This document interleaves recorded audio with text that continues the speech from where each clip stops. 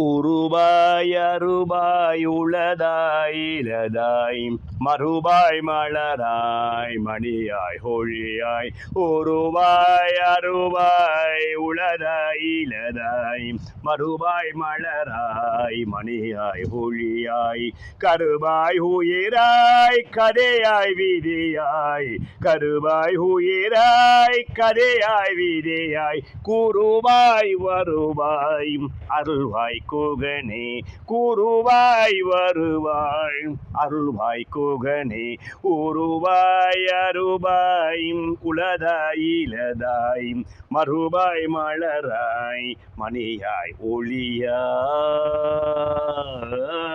ஆதிக்கமான ஆலிம செயல் படைத்தவரும் என்று முதன்மை எதிரும் முதன்மையாக ராஜயோகம் போன்றவரும் எதிரியை கலங்கடிக்கும் சிம்மச்சப்பனம் போன்றவரும் தானம் வாழ்ந்து மற்றவரை வாழ வைக்கும் பேரரசர் ராவணன் மகாராஜா வம்சத்து உதித்த சிம்மத்தில் உதித்த சிகரங்களே உங்களுக்கு கோடான கோடி வணக்கங்கள்.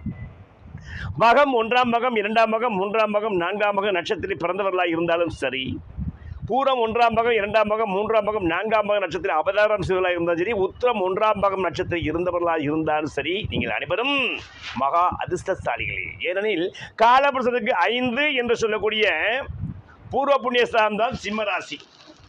இந்த சிம்மராசிக்கு கேந்திரம் என்று சொல்லக்கூடிய 4ஆம் வீட்டில், அதாவது சூரிய பகவானின் நட்பு வீட்டில் செவ்வாய் வீட்டில் ராகு பகவான் உட்கொடுப்பது விசேஷ தனயோகம், மிகவும் மிகப்பெரிய பணக்கார யோகம்.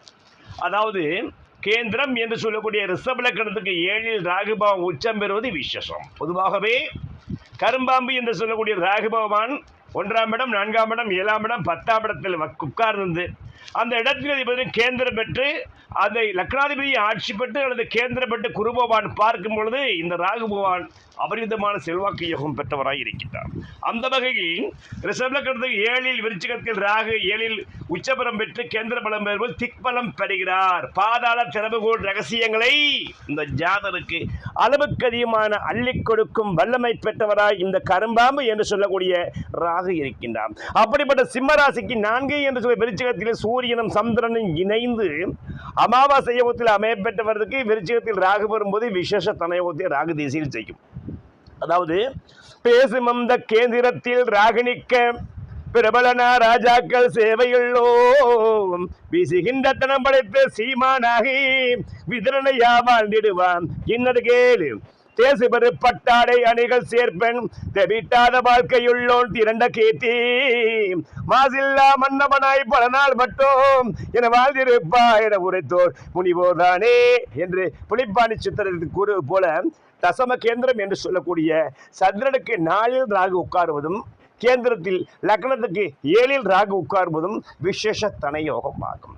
இப்படிப்பட்ட ஜாதகருக்கு காலபுருஷனுக்கு 10 எடுக்கூடிய சனீஸ்வர பகவான் கடகராசியில் உட்கார்ந்து இந்த ராகுவுக்கு 9இல் சனி உட்காருவது விசேஷ ராஜயோகம் ஆகும், மிகப்பெரிய தனயோகமாகும். அதாவது இப்படிப்பட்ட ஜாதகருக்கு ராகு திசை வரும்போது இந்த கேந்திரத்தில் உள்ள ராகு கேலயோ ராகுவாக வேலை செய்யும்.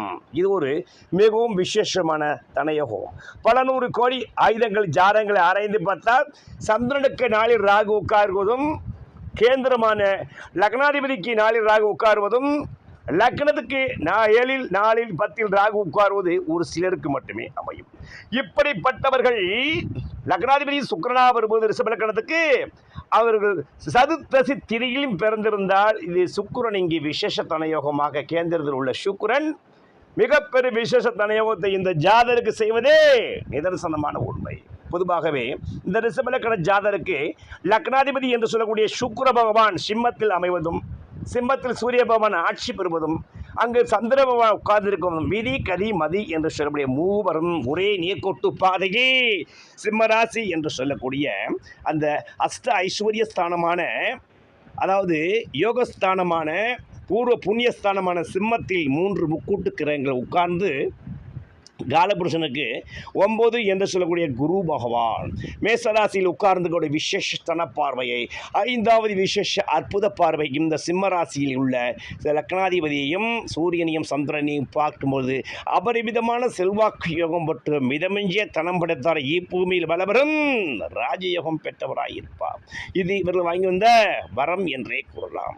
இந்த சிம்மராசிக்கு 5 கூடிய குரு பகவான் தன்னுடைய 9வது விசேஷ பார்வை 5ஆம் இடத்தை தனுராசியை பார்க்குவது அற்புத தனயோகமும் குலதெய்வத்தின் குருவர்களும் பணவர்களும் திருவர்களும் கேட்டு மிகவும் குபேரனாய் வருவது நிதர்சனமான உண்மை. இது இவர்கள் வாங்கி வந்த வரம் என்றே சொல்லலாம். அந்த வகையில் இந்த ரிஷபலக்கணத்துக்கு கேந்திரத்தில் சந்திர பகவான் அமையுவது விசேஷத்தன யோகம்.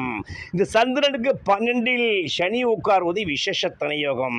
சந்திரனுக்கு 2ஆம் வீட்டில் புதன் உச்சம் வருவது அற்புதமான தனயோகம். அதாவது லக்னாதிபதிக்கு 2இல் புதன் பாபா அதி உச்சம் வருவதும் 12இல் சனி சுப்ரபா உட்கார்ந்து இந்த லக்னாதிபதியும் விதிகதிபதி ஒவ்வொருவரும் விசேஷ தனயோகம் பெற்றவராக அற்புதம் படைத்தவராக இந்த மனிதரை மாமனிதர் லிஸ்டில் வர வைக்கும். இவர் மிகப்பெரிய அரசியல் நிபுணயோகம் பெற்றவராகவும் திரைத்துறையில் மிகப்பெரிய ராஜயோகம் பெற்றவராகவும் தனக்கு நிகர் யார் என்பதை இவர்கள் நிரூபிக்கும் வகையில் இவர்கள் அமையும். அந்த வகையில் பாரப்பா மகர முதல் நண்டுக்குள்ளே பகருகின்ற பானுமைந்தன் அதிலே தோன்றே